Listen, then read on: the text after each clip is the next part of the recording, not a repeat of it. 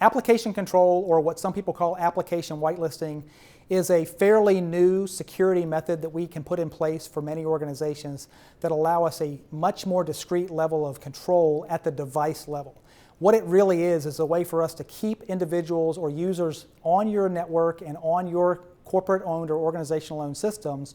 from installing software that's not authorized or making changes to software that's not authorized. But the secondary protection, more so than keeping the users from making those changes, is to keep the bad actors from making those changes. If your user were to fall victim to a phishing email, for example, and click on a malicious link that's trying to download a piece of malicious software or make changes to the coding on the system, whether it's at the Windows level or something else,